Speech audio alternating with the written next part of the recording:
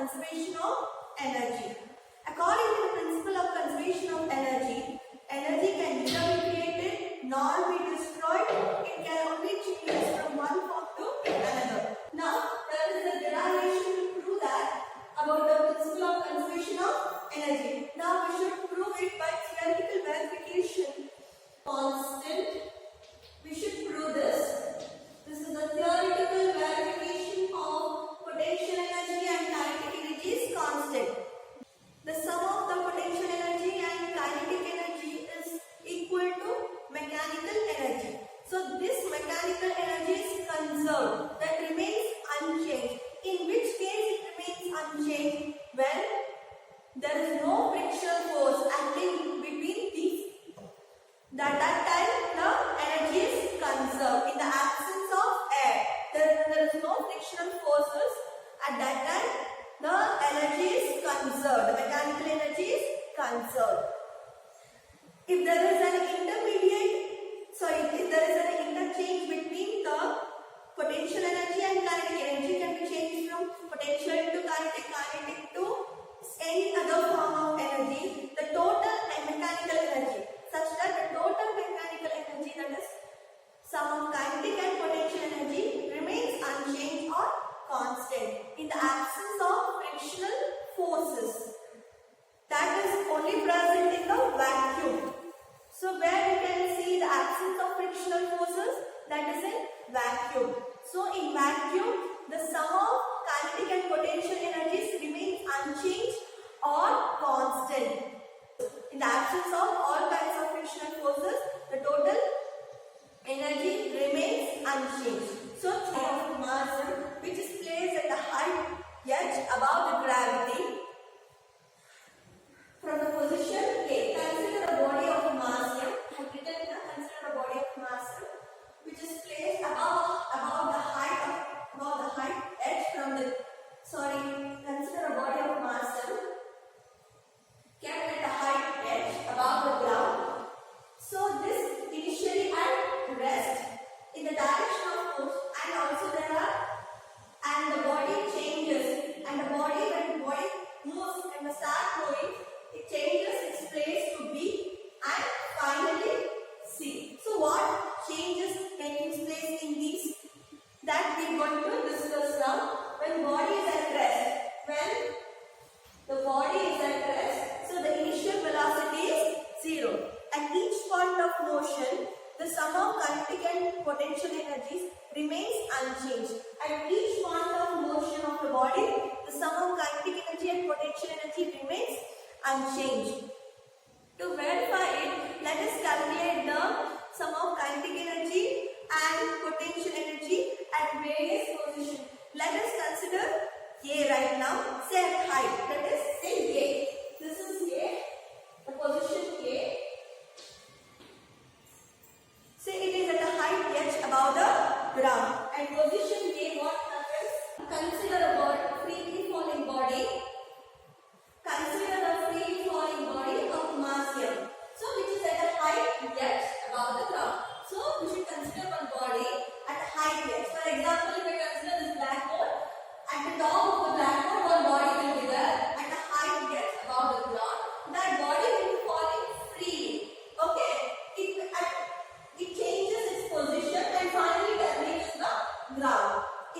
So consider the body of mass m falling freely at a height h above the ground. At position A, what happens at height h above the ground? At position A, it has some height h above the ground, and that time the initial velocity will become 0. Why? Because the body is at rest.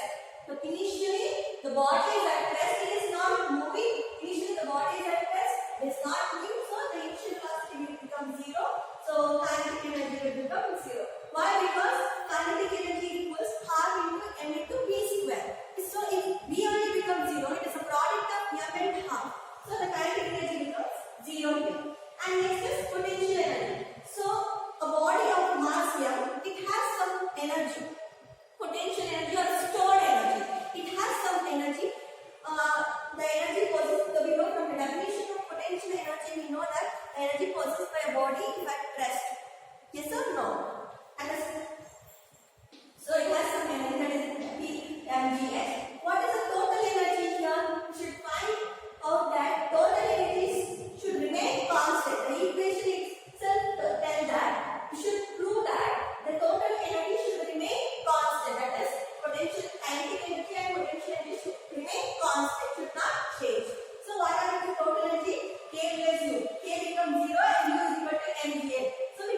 an equation total energy, that is m into g into h.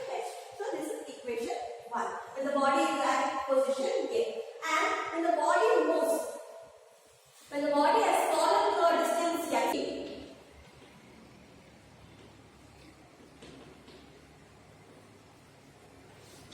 when it has fallen through a distance x,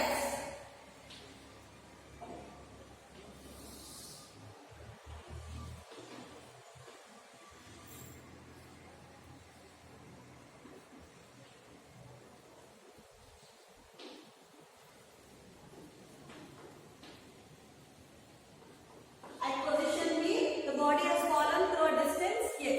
So let V1 be the velocity, be the initial velocity. So it has some velocity. Why? Because the body is moving there. Let V1 be the initial velocity acquired by the body at B, then what happens to, so what we can consider now, so U becomes 0, the initial velocity becomes 0 and S becomes S, so the displacement, so it has moved some distance now. When at position B the body has fallen through a distance x, so the distance becomes S and A becomes G. So U square plus 2AS. Why I am using this equation? Because to know the value for V, that is V square equals U 0, 2 into what is A, that is G, into S into S. So what is V square? That is nothing but 2GS. Substitute the value of V square in kinetic equation. So what becomes kinetic energy? That is half into m V square. Then substitute, that is half into m. So next, what happens to potential energy? How we can measure the potential energy? Now at position B, at B, height of the body above the ground. Now at B, height of the body above the ground.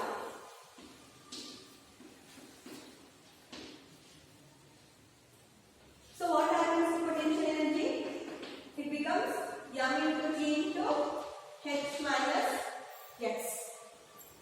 That is m into g into h minus, now at B. What happens for potential energy?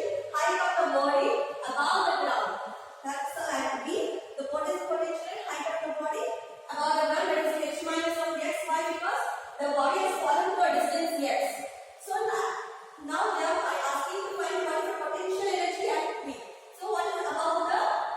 That is h minus of x. Now total energy equals k plus u. So what is k? M into g into s plus what is u? M into g into h minus of s. So finally we are getting m into g into h. So this is equation 2. So what happens in the first case?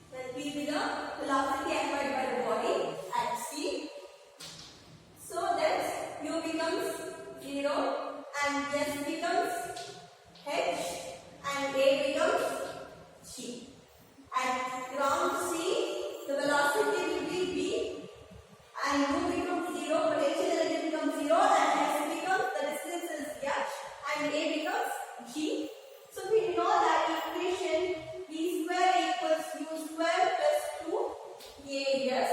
So what is V square equals 0 plus 2 into G into H.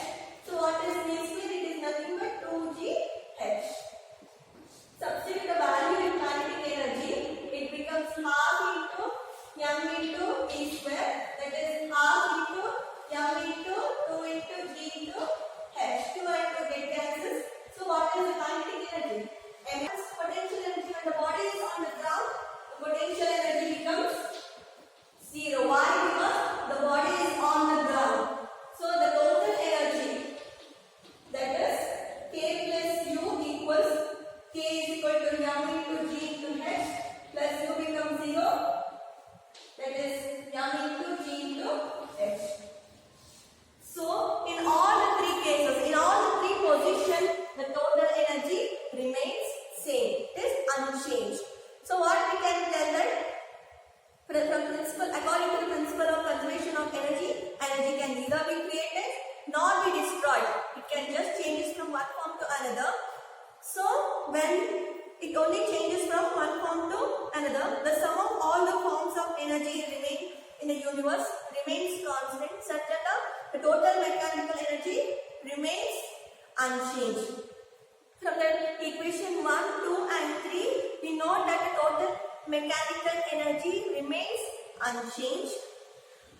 So it remains constant at each point of position, at each point of motion at a height h above the ground.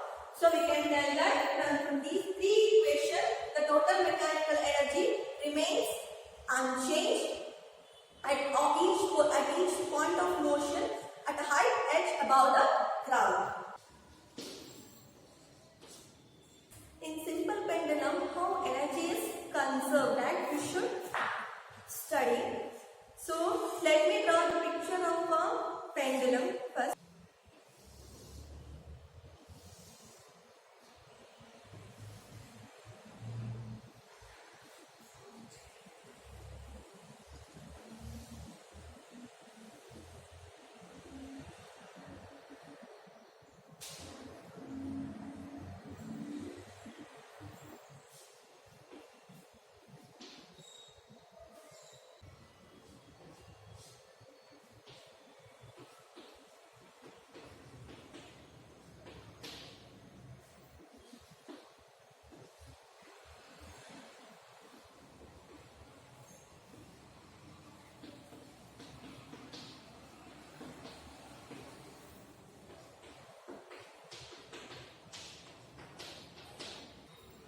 So what we observe from this diagram, we should consider one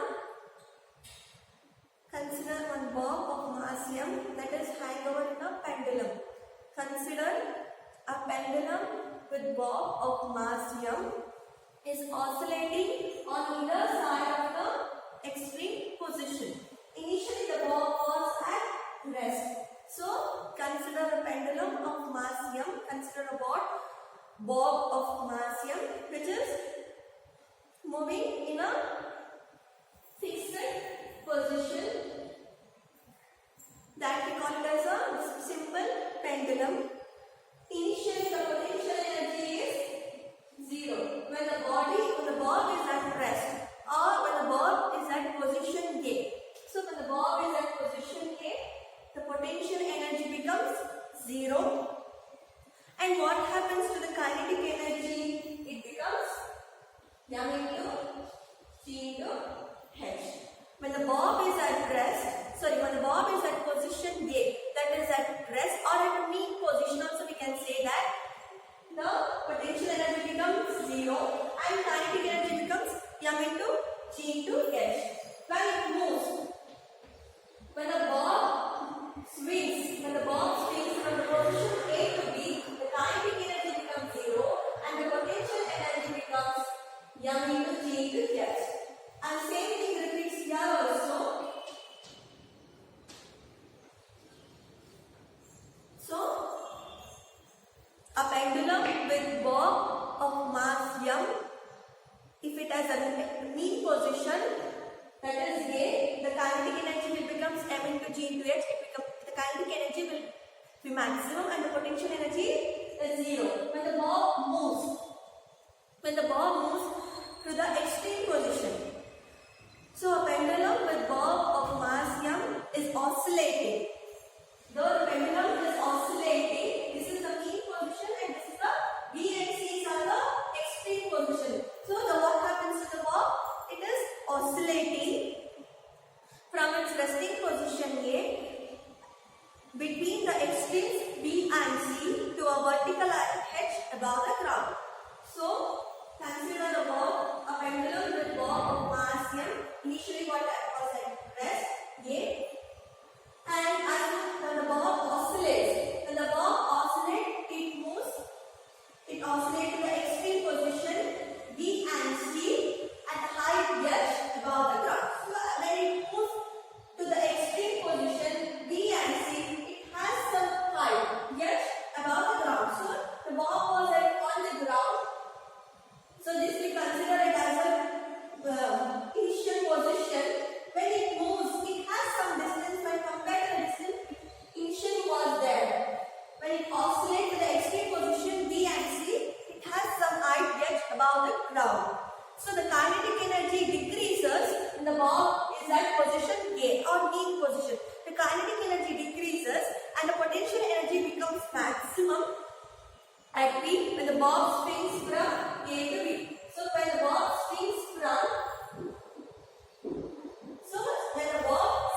from A to B, the kinetic energy becomes zero and kinetic energy becomes maximum. So when the bob swings from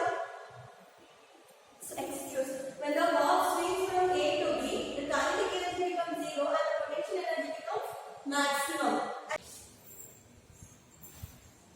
45 of your textbook. A ball of mass 50 gram. A ball of mass 50 gram is thrown vertically upwards with an initial velocity 20 meters per second. So the weight of ball is given, that is mass 50 gram. That should be converted into kg. So 50 divided by 1000. So it becomes 0.05 kg. So what is the velocity? That is 20 meter per second, and the value of g is also given 10 meter per second square. So a ball of mass 50 grams thrown vertically upwards with an initial velocity 20 meter per second. So first question what asked to calculate the initial kinetic energy imparted to the ball. So we should find the initial kinetic energy imparted to the ball.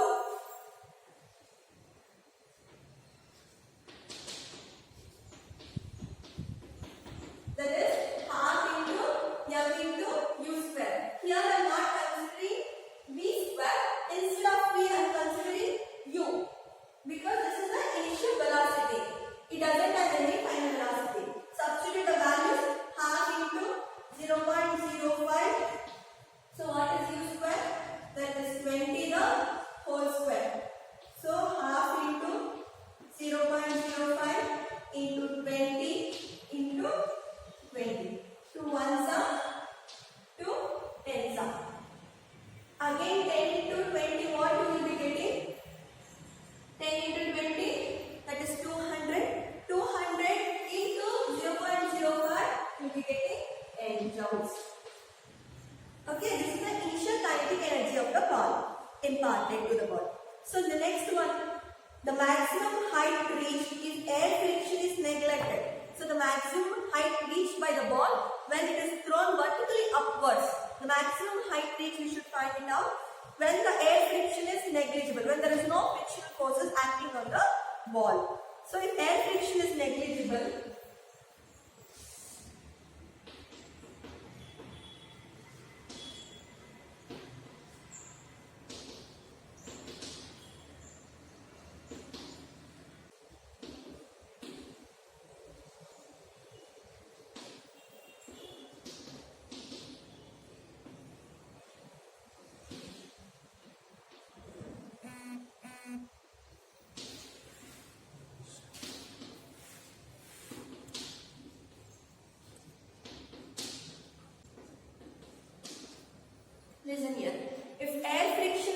negligible. If there is no frictional forces acting on the ball, so what is the height reached by the ball? Maximum height reached, that we should find out. If Earth's friction is negligible, then potential energy at maximum height, that is equal to initial kinetic energy. So the potential energy at maximum height, that is m into g grades. So what is the initial kinetic energy? R into m into u. See, listen here. In your textbook, they have not wrote direct numbers. What is the values of these particular? But still they are considering keeping equation only m and m v square divided by 2g. So it equals v square by 2g, 20 the whole square divided by 2 into 10. So 20 into 20 divided by 20. 20 get cancelled. We are left over with only 20 meter. So what is the height reached by the ball? Maximum height, that is 20 meter when air friction is negligible. Here they are not consider the direct substitution, but first we should equate the equations of potential energy and initial kinetic energy. Later on we can substitute. Okay, if air friction is negligible, the maximum height reaches 20 meter. By the maximum height reached, if 40% of the initial energy is lost against the air friction. If 40% of the energy is lost against the air friction, what is the height reached by the ball? If 40%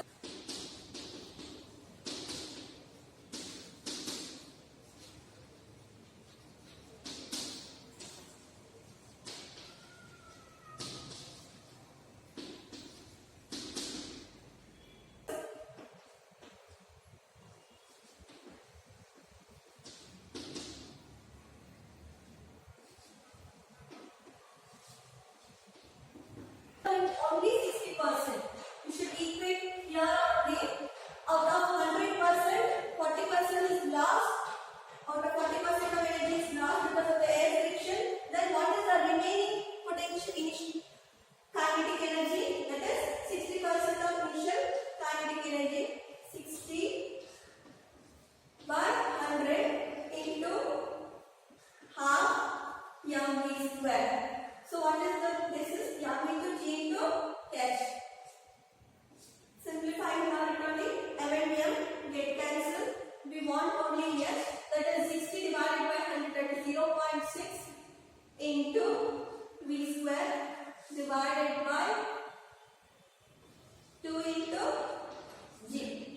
0.6 v square divided by 2 into g, that is 0.6 into v square is what? 20 the whole square divided by 2 into 10.